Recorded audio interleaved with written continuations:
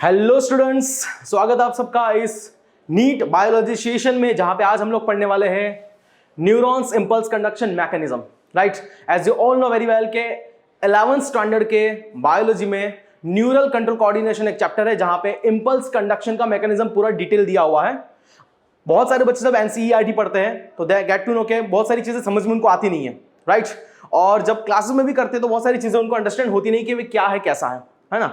Basically पता ही नहीं होता है कि न्यूरॉन्स क्या है। राइट, मेरा नाम है Sanket Gandhi sir. Basically I teach biology for NEET, है ना। And today we are going to have detail knowledge regarding to neurons impulse conduction mechanism, है ना। Not only impulse conduction, impulse generate कैसे होते हैं वो भी हम लोग आज समझने वाले हैं, बहुत ही अच्छी तरीके से डिटेल में समझने वाले हैं। So let's have a look on this. हम लोग ज्यादा वेट नहीं करेंगे। As you all know neurons क्या होते हैं। राइट, न्यूरॉन्स का स्ट्रक्चर आपने बहुत अच्छी तरीके से पहले से पढ़ लिया है। 9th में, 10th में, 11th में आप लोग बार बार पढ़ते हो तो आपको अच्छी तरीके से पता है कि न्यूरॉन्स में दो इंपॉर्टेंट चीजें होती है। एक होते हैं dendrites, just a minute, okay. एक होते हैं dendrites, this are dendrites, okay. और जो आपको स्लैंडर वर्टिकल पोजीशन दिख रही है, this is axon. As you all know axon, axon बहुत अच्छी तरीके से आपको पता है, आप लोग अच्छी तरीके से जानते हो। राइट, अब ये पूरा स्ट्रक्चर है न्यूरॉन का, ओके। तो ये एक न्यूरॉन हो गया और ये दूसरा न्यूरॉन हो गया। अब ये दोनों न्यूरॉन के बीच में क्या होता है, एक पर्टिकुलर गैप होता है। राइट, एक छोटा सा गैप होता है between two neurons. We are calling that gap as a synaptic cleft. That's a synaptic cleft, है ना। गैप को बोलेंगे सिनेप्टिक क्लेफ्ट, ये आपको समझना है, बहुत ज्यादा इंपॉर्टेंट है। दोनों न्यूरॉन्स के बीच का gap, that will be your synaptic cleft, okay. और पूरा पोर्शन और पूरा जंक्शन जो कवर कर रहा है, पूरा जंक्शन जो कवर कर रहा है, junction between two important things, okay, we are calling it as a axon terminal. ये क्या रहेगा आपका एक्सॉन टर्मिनल, ठीक है। एंड डेफिनेटली वंस अगेन ये क्या हो जाएगा, this is also dendron, dendron और डेंड्राइट्स। राइट, सो अगर आप डिटेल में देखो, ध्यान से देखो, तो गेट टू नो आपको पता चलेगा कि यहां पे एक्सोनल टर्मिनल और यहां पे डेंड्रॉन के बीच में, मतलब जो पूरा जंक्शन बन रहा है, okay, we are calling this particular thing as a, इसको हम लोग क्या बोलेंगे, presynaptic membrane. Presynaptic membrane, ठीक है। प्री सिनेप्टिक मेम्ब्रेन किसको बोल दिया, न्यूरॉन नंबर 1, समझना, न्यूरॉन नंबर 1 जो है, फर्स्ट न्यूरॉन जो है, उसका एक्सोन टर्मिनल जो है ना, उसको हमने क्या बोल दिया, pre synaptic membrane. Right, neuron number 2 जो है, दिस इज न्यूरॉन नंबर 2, उसके डेंड्रॉन्स जो है, ओके, और डेंड्रॉन्स पे कुछ रिसेप्टर्स होते हैं, विल गेट टू नो क्या है कैसे है, बट अभी के लिए डेंड्रॉन्स जो है उसको हमने क्या बोल दिया, we are calling it as a postsynaptic, postsynaptic membrane, ठीक है। ये हम लोग उसे बोल सकते हैं एज अ मेम्ब्रेन। डन। तो अगर मैं जंक्शन की बात करूं, क्लियर कट जंक्शन की, है ना, तो junction between two neurons including presynaptic membrane of neuron number 1 and post-synaptic membrane of neuron number 2 including your synaptic cleft, है ना। ये तीनों को अगर मैं मिला दूं तो we are calling it as a synapse, this is a synapse। और ये synapse जो होते हैं, these are most important type of, you can call junction, जो responsible है impulse conduction के लिए, है ना। हमें अभी तक पता ही नहीं है impulse क्या है, जनरेट कैसे होता है, कंडक्ट कैसे होता है, और कैसे ये न्यूरॉन्स जो है which are responsible for reflex action activity, है ना। बहुत सारी एक्टिविटी हमारी बॉडी में चलती है, कॉन्शियसनेस एक्टिविटी, मतलब कि बॉडी में स्टिमुली मिला और हमारी बॉडी ने उसको रिस्पॉन्स कर दिया। राइट, तो ये चीजों के लिए क्या है, हमारे न्यूरॉन्स रिस्पॉन्सिबल है। आप लोग अच्छी तरीके से जानते हो, पूरा स्ट्रक्चर आप लोग डिटेल में पढ़ चुके हो। राइट, अब एक चीज ये समझ में आ रही है, अकॉर्डिंग टू दिस मैकेनिज्म, एक चीज ये समझ में आ रही है, सॉरी, दैट अगर मैं येलो कलर से दिखाऊं, सो इंपल्स जनरेशन कहां हो रहा है ना, इंपल्स जनरेट हो रहा है eight this particular site. Impulse कहां जनरेट हो रहा है, with having a stimuli. Impulse generate कहां पे हो रहा है, आपके पोस्ट सिनेप्टिक जंक्शन पे या पोस्ट सिनेप्टिक न्यूरॉन पे हो रहा है। यहां पे से इंपल्स जनरेट होगा, वो इंपल्स कंडक्ट कुछ इस तरीके से होगा, ओके। ये nodes of Ranvier to this nodes of Ranvier, nodes of Ranvier, nodes of Ranvier, okay, axon terminal, और फाइनली एक्सॉन टर्मिनल से कहां जाएगा, वो सिनाप्स पे जाएगा। This is your synapse. Right, तो ये आप लोगों को अच्छी तरीके से समझ में आ रहा है। We are calling this particular junction as a nodes of Ranvier. इसको थोड़ा सा हम लोग इरेज कर देंगे, येलो कलर, ओके। ये जो दिख रहा है, this is nodes of Ranvier. Okay, मतलब कि ये आपका हो गया माइलिन शीथ, ये भी आपका हो गया माइलिन शीथ, और माइलिन शीथ के बीच का गैप क्या हो गया आपका, नोड्स ऑफ रैनवियर। आप लोगों को अच्छी तरीके से पता है। तो nodes of Ranvier to nodes of Ranvier क्या होने वाला है, इंपल्स जो है वो कंडक्ट होने वाला है। इंपल्स का जनरेशन कहां पे हो रहा है, at the site of your dendrons. अगर डेंड्रॉन नहीं बोलना है तो you can go like this कि डेंड्रॉन के ऊपर जो रिसेप्टर्स होते हैं वहां पे इंपल्स जनरेट हो रहा है। वो कैसे होगा, क्या होगा, विल गो विद दैट, हम लोग समझने वाले डिटेल में। लेकिन अभी के लिए समझ लो कि पोस्ट सिनेप्टिक मेम्ब्रेन जो है, पोस्ट सिनेप्टिक मेम्ब्रेन या फिर पोस्ट सिनेप्टिक न्यूरॉन जो है, दूसरा वाला न्यूरॉन है ना, वहां पे इंपल्स जनरेट होगा और वहां से लेके मतलब dendrons to cell body to axon, axon में भी किस में जाएगा, nodes of Ranvier to nodes of Ranvier, वो इस तरीके से ट्रांसफर होने वाला है, कंडक्शन होने वाला है किसका, हमारे इंपल्सेस का। और इसी तरीके से क्या होगा, ये पूरा इंपल्स हमारे ब्रेन तक जाएगा, ब्रेन वो पर्टिकुलर स्टिमुली को एनालिसिस करेगा और हम लोग उसको रिस्पॉन्स करते हैं, right, as you all know very well, reflex action activity. ठीक है, तो आइए हम लोग समझिए, देखो ये हो गई बेसिक चीज है। बहुत सारे बच्चों को कंफ्यूजन होता है सिनेप्टिक क्लेफ्ट और सिनाप्स क्या है ना, वो मैंने क्लियर कर दिया होगा। तो दीज आर सिनाप्स और synapses you can call, okay. और ये सिनेप्टिक क्लेफ्ट हो गया। बाकी चीज आप लोगों को समझ में आ गई है कि किस तरीके से, कौन से पाथवे से, कौन से रूट से हमारे इंपल्सेस जो है वो कंडक्ट होने वाले हैं, कैरी होने वाले हैं, राइट, डन। अभी आगे हम लोग चलेंगे और देखेंगे, बहुत अच्छी तरीके से हम लोग समझने वाले हैं that how this impulses get stimulate और can call generate. Impulse generation कैसे होता है, अभी तक हमें पता नहीं है इंपल्सेस क्या है, लेकिन अब शायद पता चल जाएगा, ओके। सो लेट्स से, यहां पे लिखा नहीं है but will go with that, this is synaptic vesicle, this is synaptic vesicle, इसे हम लोग सिनेप्टिक वेसिकल बोलते हैं। और ये सिनेप्टिक वेसिकल के अंदर कुछ इंपॉर्टेंट न्यूरोट्रांसमीटर होते हैं। फॉर अभी अगर मुझे एग्जांपल लेना है तो will go with ACH, that is acetylcholine, that is acetylcholine, है ना। सो ये क्या हो गया आपका, this is your axon terminal, क्या बोलेंगे इसको अपन, will call it as a axon terminal. ठीक है, ये हो गया आपका एक्सोन टर्मिनल, आप लोगों को समझ में आ ही रहा होगा।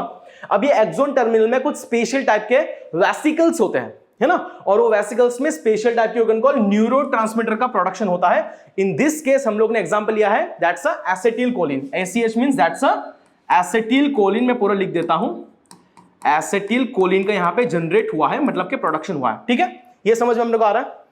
और हमने अच्छी तरीके से देख लिया pre synaptic gap, okay. Pre synaptic gap क्या रहेगा, that will be your synaptic cleft, that will be your synaptic cleft. इसे हम लोग क्या बोलेंगे, प्री सिनेप्टिक गैप भी बोल सकते हैं, okay. This is pre synaptic membrane, this is pre synaptic membrane, this is post synaptic membrane. ये भी समझ में आ रहा है, हम लोग ऑलरेडी अच्छी तरीके से उसको पढ़ चुके हैं, अंडरस्टैंड कर चुके हैं चीजें क्या है कैसी है। नाउ अभी आगे चलेंगे, समझने का ट्राई करेंगे, ओके।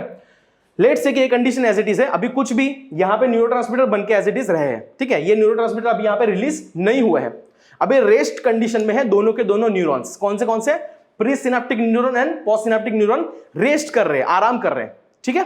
अब क्या होगा समझना, लेट्स से कि एक पर्टिकुलर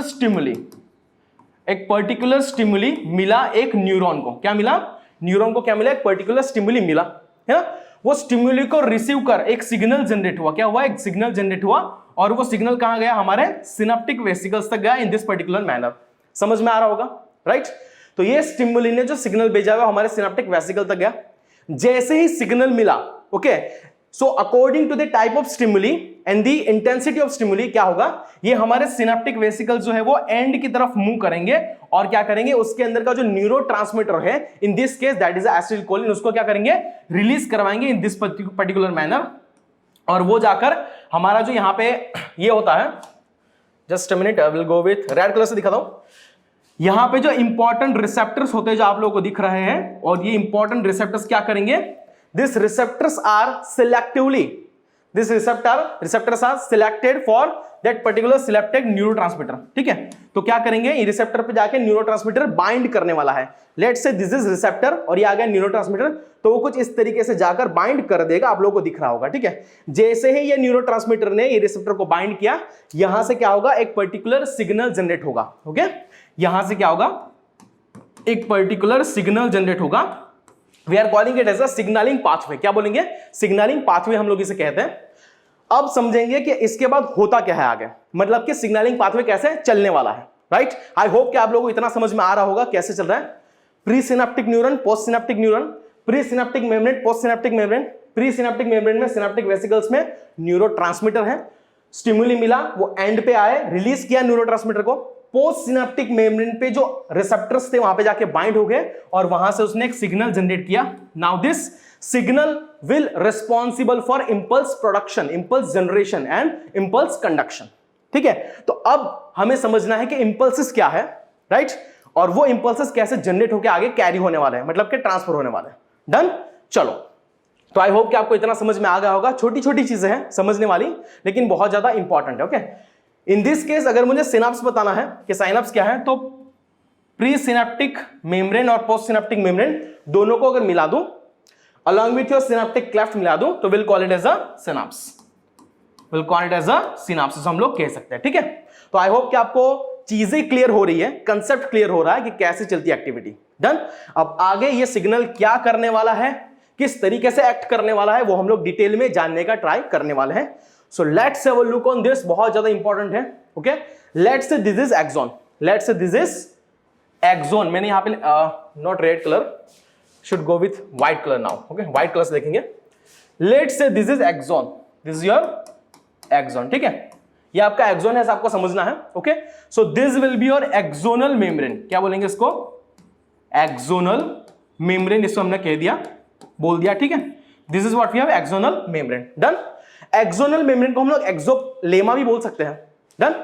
उसके अंदर जो मटेरियल रहेगा, वो मटेरियल अभी मैं कुछ अलग तरीके से दिखाऊंगा, अलग कलर से दिखाऊंगा, तो आप लोगों को समझ में आए। जैसे लेट से उसके अंदर कुछ इंपॉर्टेंट लिक्विड और फ्लूइड पार्ट रहेगा एक्सोन के अंदर। We are calling that liquid और फ्लूइड पार्ट एज अ, इसे हम लोग क्या बोलेंगे, will call it as a, फिर से व्हाइट कलर ले लिया,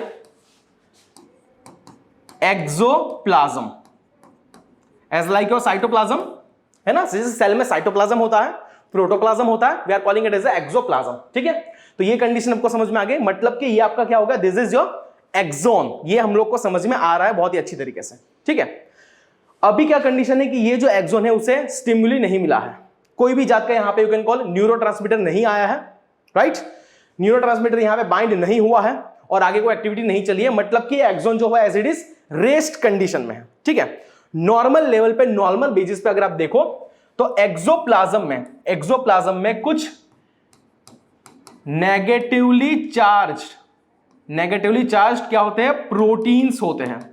ठीक है, नेगेटिवली चार्ज्ड प्रोटीन्स होते हैं नॉर्मल लेवल पे रेस्ट कंडीशन में। I am talking about rest condition, समझना। ओके, रेस्ट कंडीशन में क्या होगा, समझना। रेस्ट कंडीशन में इसके अंदर क्या रहेंगे, नेगेटिवली चार्ज प्रोटीन रहेंगे हमारे एक्सोप्लाज्म के अंदर। ठीक है, अलोंग विद दैट इसके अंदर कुछ K+ आयन रहेंगे। ओके, बिकॉज रेस्ट कंडीशन में क्या होने वाला है, रेस्ट कंडीशन में हमारा जो एक्सोनल मेम्ब्रेन है, समझना, ये एनसीईआरटी भी बोलती है, मैं भी बोलता हूं, हमारा जो एक्सोनल मेम्ब्रेन है वो रेस्ट कंडीशन में है ना, किसको परमिट करने वाला है, permeable to, that is permeable to, totally permeable to K+ है ना, एंड इनपरमिएबल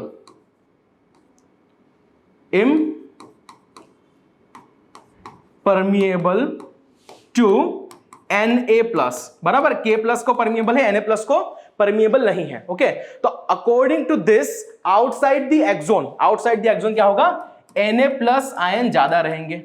ठीक है, Na+ आयन क्या रहेंगे, ज्यादा रहेंगे। ठीक है, सो रेस्ट कंडीशन में क्या होता है, हमारा जो एक्सोन है और एक्सोनल मेम्ब्रेन जो है, एक्सोलेमा जो है, वो रेस्ट कंडीशन में परमिएबल टू K+ आयन रहेगा और impermeable to Na+ ion and also negatively charged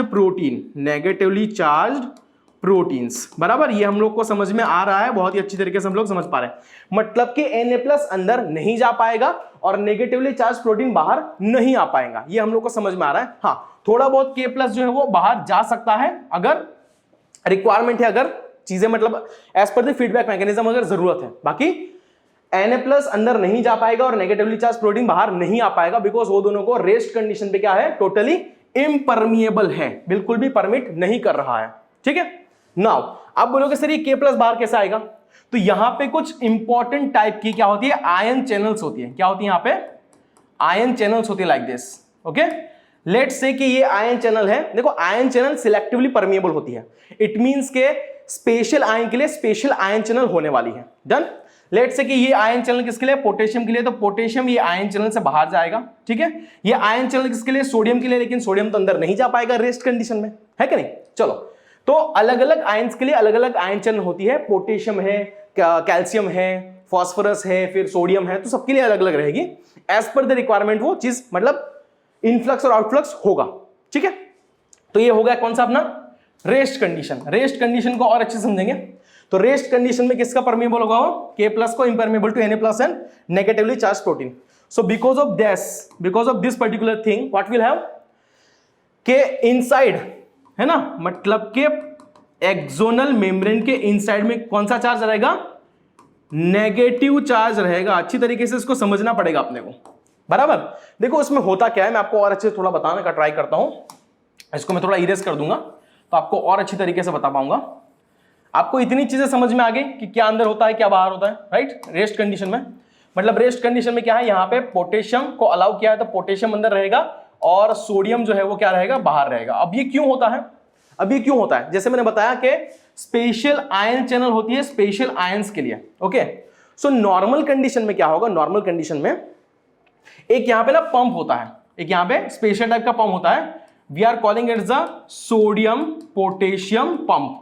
क्या बोलेंगे इसको, सोडियम पोटेशियम पंप। ये आपके एनसीईआरटी में भी दिया हुआ है ना।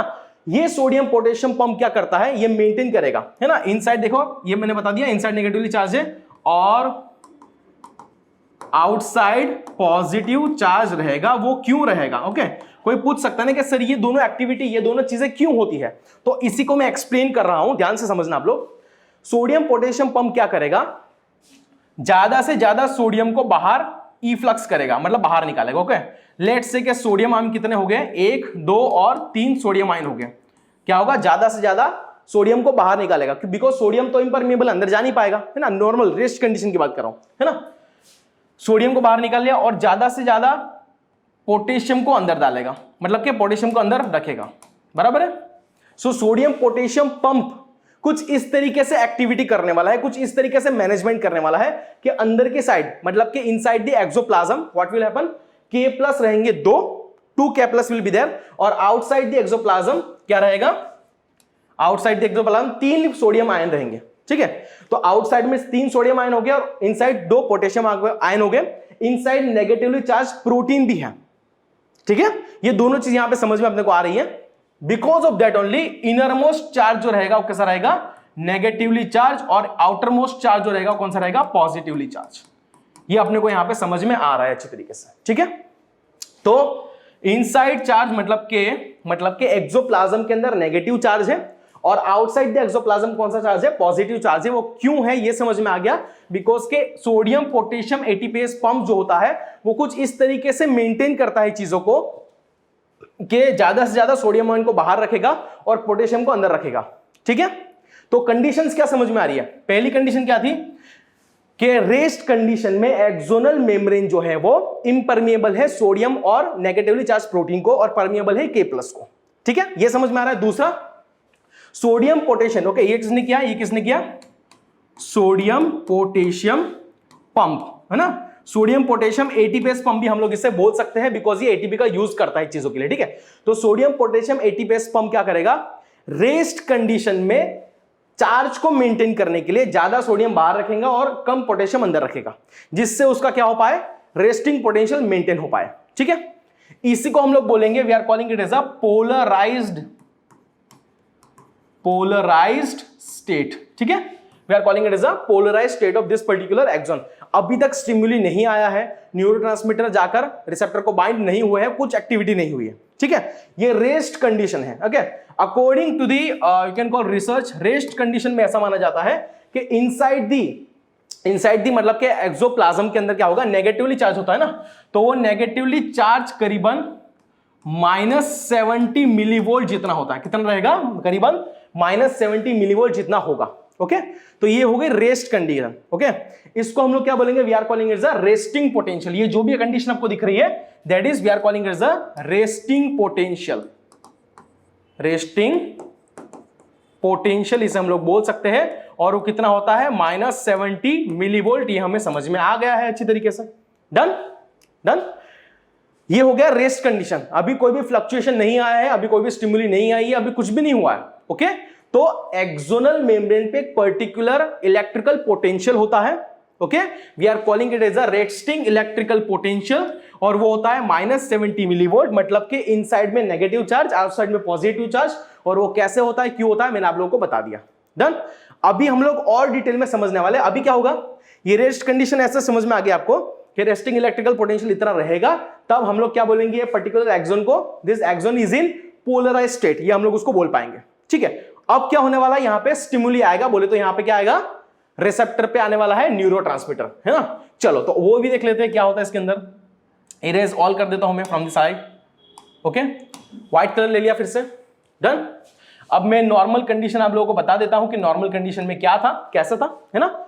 नॉर्मल कंडीशन में अंदर के साइड कौन से थे, नेगेटिवली चार्ज थे, बाहर के साइड पॉजिटिवली चार्ज थे, as you all know very well. Axoplasm में नेगेटिवली चार्ज क्यों थे, बिकॉज वहां पे 2 पोटेशियम है और बाहर क्या है, 3 सोडियम है, लाइक दिस। ठीक है, ये आपने को पता चल गया, बहुत ही अच्छा है। और ये जो कंसंट्रेशन है Na+ का और K+ का मेंटेन किसने किया है, sodium potassium pump, sodium potassium ATPase pump ने। ठीक है, ये NCERT भी बोलती है और मैं भी बोलता हूं। डन। दूसरा यहां पे क्या होता है, स्पेशल टाइप के नेगेटिवली चार्ज्ड क्या मिल जाएंगे आपको, प्रोटीन्स मिल जाएंगे। ठीक है, तो नेगेटिवली चार्ज प्रोटीन भी है, मतलब कि कहां पे है, this is your axoplasm, axoplasm. ठीक है, and this is axonal membrane. Once again मैंने यहां पे लिख दिया है। डन।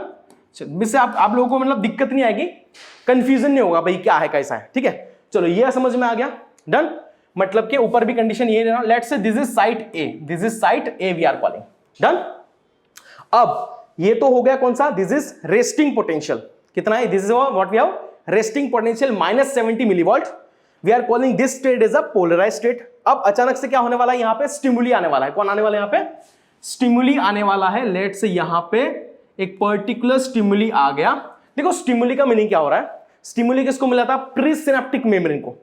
मतलब स्टिमुली जब मिला तब वहां पे क्या हुआ, न्यूरोट्रांसमीटर सीक्रेट हुए, न्यूरोट्रांसमीटर आके यहां पे रिसेप्टर पे बाइंड हुए, है ना। मैं यहां पे रिसेप्टर दिखा देता हूं। लेट्स से कि दिस इज अ रिसेप्टर, और ये रिसेप्टर पे आके न्यूरोट्रांसमीटर बाइंड हो गए और यहां पे एक पर्टिकुलर सिग्नल जनरेट हो गया। ठीक है, इससे बेटर अपन ये दिखा देते हैं तो आपको और अच्छे से अंडरस्टैंड होगा। मतलब कुछ ना कुछ फ्लक्चुएशन अभी होने वाला है, कुछ ना कुछ यहां पे फ्लक्चुएशन होने वाला है। कैसे होगा, क्या होगा, हम लोग समझने का ट्राई करेंगे। जैसे ही ये कंडीशन आई, मतलब कि जैसे स्टिमुली मिला, जैसे न्यूरोट्रांसमीटर रिसेप्टर को जाके बाइंड हो गए, क्या होगा यहां पे होगा कि सोडियम जो है नॉर्मल लेवल पे क्या था, एक्सोप्लाज्म सोडियम को अंदर जाने के लिए अलाउ नहीं कर रहा था, लेकिन जैसे ही स्टिमुली मिला तो सोडियम आयन का इनफ्लक्स हो जाएगा स्टार्ट। क्या हो जाएगा इसका, इनफ्लक्स हो जाएगा स्टार्ट। समझना क्या बोल रहा हूं मैं, राइट। अगर सोडियम आयन का इनफ्लक्स स्टार्ट हो गया तो क्या होगा, फिर से व्हाट विल हैपन, समझना अच्छे से समझना चीजों को। अगर ये चीज हो गई तो चार्ज क्या हो जाएंगे हमारे, उल्टे हो जाएंगे। उल्टे मतलब कैसे हो जाएंगे, पेन ले लूंगा। सोडियम भी अगर अंदर चला गया, लेट्स अगर सोडियम भी अंदर चला गया, because of this particular impulse जो आया है, एक्सोप्लाज्म ने क्या कर दिया, सोडियम की परमिएबिलिटी बढ़ा दी, उसको अंदर लेना स्टार्ट कर दिया, उसका इनफ्लक्स स्टार्ट कर दिया, जिससे क्या होगा, सोडियम भी अंदर चले गए, पोटेशियम भी अंदर चले गए। सो because of this what will be happen, अंदर का चार्ज क्या हो जाएगा, पॉजिटिव, और बाहर का क्या हो जाएगा, नेगेटिव। समझ में आ रहा है। Done. Are you getting this things, just a minute. Okay, done, sorry, okay sorry. हाँ, ये समझ में आ गया। स्टिमुली मिला, सोडियम का इनफ्लक्स हो गया, तो अंदर का चार्ज क्या हो गया, अभी उल्टा हो गया, नेगेटिव, और बाहर का हो गया, सॉरी, अंदर का हो गया पॉजिटिव और बाहर का हो गया नेगेटिव। डन। जब ये होगा तो resting, as you all know के रेस्टिंग पोटेंशियल कितना था भाई अपने पास, we had resting potential -70 millivolt. ठीक है, कितना था अंदर की तरफ, -70 मिलीवोल्ट, लेकिन अभी वो नेगेटिव से पॉजिटिव हो गया, तो it gets convert to particular, let's say +20 millivolt वो हो गया, है ना, वो फ्लक्चुएट हो गया। तो ये जो फ्लक्चुएशन आ रहा है, मतलब कि रेस्टिंग पोटेंशियल फ्लक्चुएट हुआ है, चेंज हुआ है, ये जो फ्लक्चुएशन आ रहा है, we are calling it as a action potential. क्या बोलेंगे इसको अपन, एक्शन पोटेंशियल कह सकते हैं इसको अच्छी तरीके से। डन। आई होप कि आप लोगों को समझ में यहाँ पे आ रहा होगा कि एक्शन पोटेंशियल क्या है, कैसा है। डन। और एक्शन पोटेंशियल को ही हम लोग कहते हैं impulse. This is what we have impulse. Okay, so at this particular moment we have impulse at site A. हमारे पास क्या है, impulse at site A. Impulse basically क्या है, किसी ने पूछा बेटा बताओ इंपल्स क्या है, तो क्या बताओगे बेटा, बताना है कि that is electrical potential, that is a type of fluctuated electrical potential because of particular stimuli at the side of your axonal membrane. ठीक है, मतलब एक्सोनल मेम्ब्रेन पे एक पर्टिकुलर क्या हो गया, इलेक्ट्रिकल पोटेंशियल आ गया, और you can call action potential generate हुआ है बिकॉज ऑफ पर्टिकुलर स्टिमुली। तो उसी एक्शन पोटेंशियल को, उसी इलेक्ट्रिकल पोटेंशियल के फ्लक्चुएशन को हम लोग क्या बोलेंगे, will call it as the impulse. ये आपको ध्यान में रखना है, एनसीईआरटी में क्लियर कट लाइन में लिखा हुआ है। ठीक है, देखोगे समझ में आएगा। अभी के लिए इतना आई थिंक आपको समझ में आ रहा होगा। ठीक है, ये चीज समझ में आ गई। डन। चलो मैं थोड़ा और अच्छे से बताने का ट्राई करूंगा इसको। ये इतना तो आपको समझ में आ ही गया होगा कि चीजें कैसी हो रही है, क्या हो रही है। Done done. ये हो गया रेस्टिंग पोटेंशियल, और रेस्टिंग पोटेंशियल में आपको चीजें क्लियर हो गई कि यहां पे क्या हुआ था, यहां पे जो फ्लक्चुएशन मतलब कि -70 था, it get fluctuated to let's say +20 millivolt में फ्लक्चुएट हो गया, and we are calling this condition, this fluctuation as a, क्या बोल दिया मैंने इसको, एक्शन पोटेंशियल। और इसी कंडीशन को हम लोग क्या बोल सकते हैं, we can call it as a depolarisation. ठीक है, मतलब के रेस्टिंग पोटेंशियल पे एक्सोनल मेम्ब्रेन का क्या स्टेट था, पोलराइज था, लेकिन जब स्टिमुली मिला है ना, तब क्या हो गया, इनफ्लक्स ऑफ सोडियम आयन हो गया, चार्जेस का फ्लक्चुएशन हो गया, we are calling it as action potential. और इसी स्टेज को हम लोग क्या बोलेंगे कि एक्सोनल मेम्ब्रेन का स्टेज होगा, दैट इज डीपोलराइजेशन स्टेट। ठीक है, तो डीपोलराइजेशन स्टेट में एक्शन पोटेंशियल जनरेट हुआ, बेसिकली आपका इंपल्स जनरेट हुआ। ठीक है, अब दूसरा चलेंगे अपन और समझने का ट्राई करेंगे और अच्छे से। So let's say this is site A, जैसे मैंने ऊपर दिखाया है कि दिस इज साइट ए, है ना, ये आपका साइट ए हो गया, and let's say this is site B, site B. ठीक है, अब साइट ए कौन सी कंडीशन में, साइट ए आपकी कौन सी कंडीशन में, डीपोलराइज कंडीशन में। तो साइट ए के अंदर आपको पता ही है फ्लक्चुएट होने के बाद अंदर चार्ज कौन सा हो गया, पॉजिटिव चार्ज आ गया साइट ए के ऊपर। ठीक है, बाहर कौन सा हो गया, नेगेटिव चार्ज आ गया साइट ए के ऊपर, बिकॉज यहां पे क्या हुआ, यहां पे डीपोलराइजेशन हुआ है, एक्शन पोटेंशियल जनरेट हुआ है, राइट। लेकिन साइड बी पे तो ऐसा कुछ नहीं है, मतलब कि वो पर्टिकुलर न्यूरॉन पे ऐसा कुछ नहीं है। तो साइड बी में क्या रहेगा, बाहर पॉजिटिव चार्ज है लाइक दिस, और अंदर क्या है, नेगेटिव चार्ज है लाइक दिस। ये आपको समझ में आ रहा होगा, राइट। यहां पे ऐसा निकाल देते हैं तो आपको अंडरस्टैंड हो जाएगा चीजें क्या है। तो इसमें से ये समझ में आ रहा है कि साइट ए कौन से स्टेज में है, डीपोलराइज्ड, और साइट बी कौन से स्टेट में है, पोलराइज्ड। यहां पे एक्शन पोटेंशियल है और यहां पे रेस्टिंग पोटेंशियल है। ठीक है, ये समझ में आ रहा है। अब क्या होगा कि ये जो फ्लक्चुएशन हुआ है, ये फ्लक्चुएशन क्यों हुआ है, because of influx of Na+, है ना। ये फ्लक्चुएशन को रिकवर तो करना पड़ेगा ना, अगर वो इंबैलेंस हो गया है, गड़बड़ हो गया, तो उसको रिकवर करना पड़ेगा, नहीं तो बेचारा रहेगा कैसे, एक्टिविटी लूज कर देगा वो तो अपनी, है ना। तो ये फ्लक्चुएशन को बैलेंस करने के लिए, ये इलेक्ट्रिकल पोटेंशियल को बैलेंस करने के लिए क्या होगा, outside the charge will move from B to A, outside the charge will move from B to A, और inside from A to B. इस तरीके से चार्जेस का मूवमेंट होने वाला है। डन। ये आई होप कि आपको समझ में आ रहा होगा, क्लियर। तो जैसे ये मूवमेंट हुआ, ये फ्लक्चुएशन हुआ, है ना, इनसाइड द एक्सोलेमा, और you can call axonal membrane, positive charge from A to B जाएंगे, और outside from B to A positive charge negative charge की तरफ जाएंगे।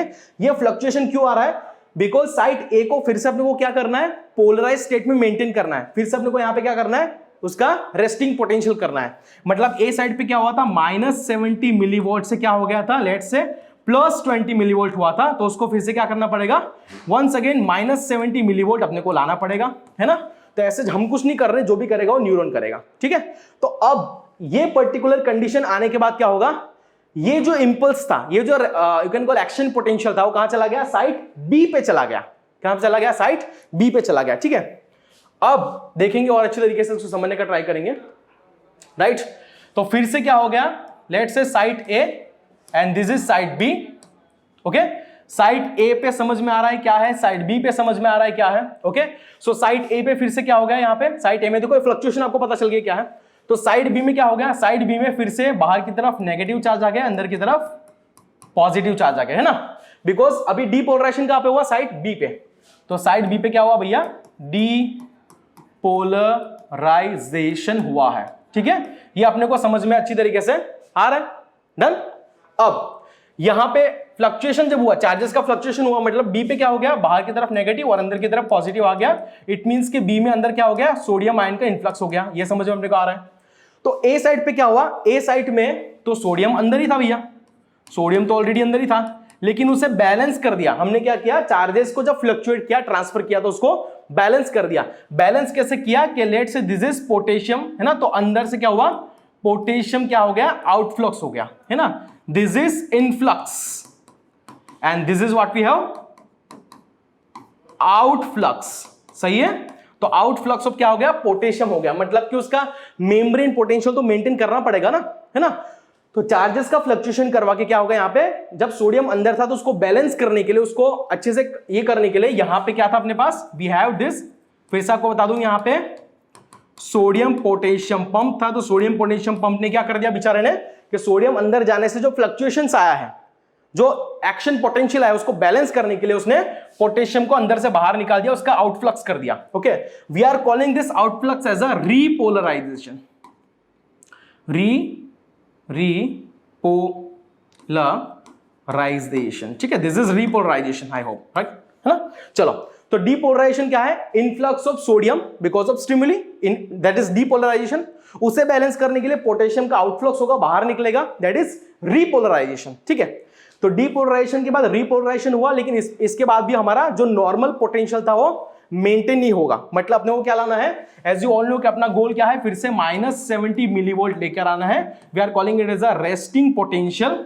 तो रेस्टिंग पोटेंशियल अभी भी यहां पे कवर नहीं होगा। इसके बाद बहुत सारी माइनर और मेजर एक्टिविटीज चलती है और हाइपर पोलराइजेशन होता है। And at the end of hyperpolarisation क्या होगा, once again resting potential -70 millivolt वहां पे मेंटेन हो जाएगा। ठीक है, तो इस तरीके से क्या होगा कि यहां से इंपल्स फ्लक्चुएट हो गया, साइड बी पे गया, वंस अगेन साइड बी पे भी क्या हुआ, डीपोलराइजेशन, वो भी फ्लक्चुएट हो गया, उसको भी फिर से रिकवर करना पड़ेगा। तो साइड बी पे भी क्या होगा, साइड बी पे भी वंस अगेन क्या होगा, यहां से क्या जाएगा, पोटेशियम का आउटफ्लक्स हो जाएगा। यहां से इंपल्स क्या होगा, सॉरी, यहां से इंपल्स जंप करेगा साइड सी के ऊपर, let's say this is side C. Okay, इस तरीके से इंपल्स का कंडक्शन चलता रहेगा, है ना, from side A to B, from B to C, इस तरीके से। यहां पे क्या होगा, पोलराइज। देखो मैं एक बार थोड़ा सा समराइज कर देता हूं। साइड ए पे क्या था, पोलराइज स्टेट, उसके बाद जब इंपल्स मिला रिपोलराइज्ड, है ना, रिपोलराइज्ड हुआ, सॉरी नॉट रिपोलराइज्ड, डीपोलराइज्ड। यहां पे पहले क्या था, पोलराइज स्टेट था, जैसे इंपल्स मिला यहां पे क्या होगा, डीपोलराइज्ड हो गया बिकॉज ऑफ सोडियम इन्फ्लक्स।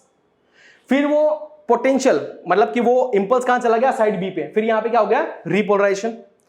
तो polarization, depolarization, repolarization, polarization, depolarization, repolarization. तो इस तरीके से एक्टिविटी चलती रहेगी और जो इंपल्स है, बेसिकली जो एक्शन पोटेंशियल है जो जनरेट हुआ था, वो क्या करेगा, इस तरीके से साइड टू साइड, या फिर nodes of Ranvier to nodes of Ranvier, या फिर न्यूरॉन टू न्यूरॉन, इस तरीके से इंपल्स कंडक्ट करता रहेगा। बेसिकली नॉर्मली अगर बोलूं तो जो इलेक्ट्रिकल पोटेंशियल है वो क्या करेगा, अलग अलग साइड पे, अलग अलग मेम्ब्रेनियस एरिया पे वो फ्लक्चुएट होता रहेगा।